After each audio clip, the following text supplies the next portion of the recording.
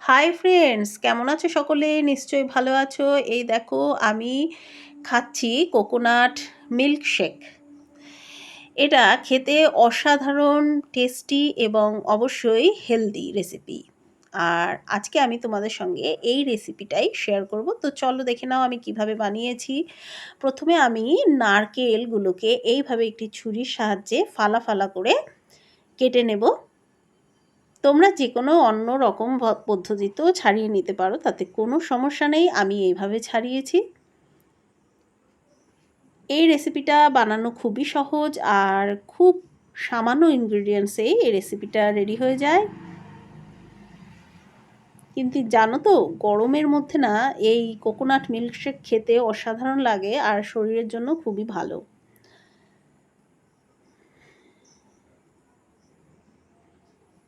এইভাবে আমি নারকেলগুলোকে তুলে নেব। আমি এখানে ছোট বাটির 1 বাটি নারকেল নিয়েছি। আর এখানে আমি ছোট বাটির 1 বাটি দুধ নিয়ে দুধটাকে জ্বালানোর জন্য গ্যাসে বসিয়ে দিয়েছি। দুধটা ফুটে উঠেছে দেখো। এইবার এর মধ্যে আমি একটি তেজপাতা দিয়ে দিচ্ছি। তেজপাতাটা দিলে কি হবে, দুধে একটা খুব সুন্দর স্মেল আসবে।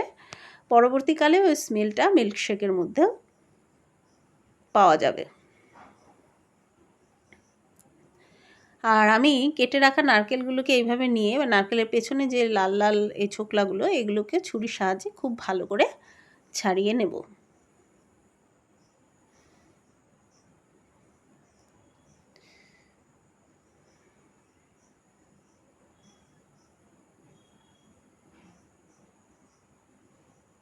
ঠিক এইভাবে তোমরাও ছাড়িয়ে নেবে।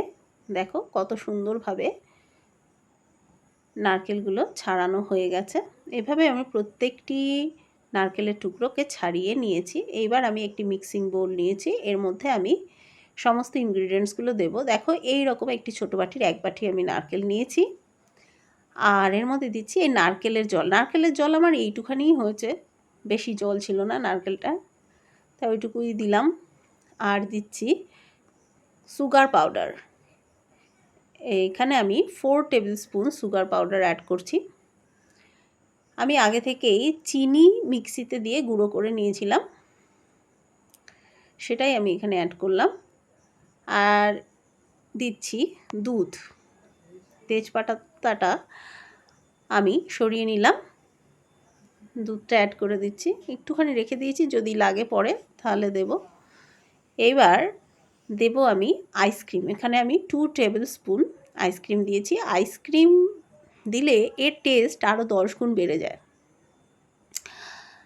আর আইসক্রিমের গন্ধ পাওয়াতে বাচ্চারা এটাকে খুব টেস্টি বলে খায়, সেই জন্য আমি এর মধ্যে আইসক্রিম অ্যাড করেছি। দেখো পেস্টটা একটু ঘন হয়েছে, তাই আর একটু দুধ যেটুকু ছিল সেটুকু দিয়ে আবার একটু পেস্ট করে নিলাম।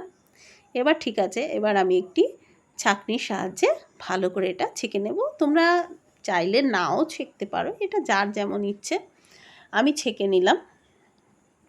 ছেঁকে নেওয়ার পর যে নারকেলটা বেরোবে সেটা দিয়ে আমি অন্য খাবার তৈরি করে নিতে পারবো। দেখো এতটা নারকেল আমার বেরিয়ে গেছে। এবার এই নারকেলটা আমি নারকেল দিয়ে নারকেলের আইসক্রিম বানিয়ে নিতে পারবো, নারকেল দিয়ে নাড়ু বানাতে পারবো, নারকেল দিয়ে অন্যান্য খাবারও বানাতে পারবো। দেখো আমার 1 গ্লাস মিল্কশেক রেডি হয়ে গেছে।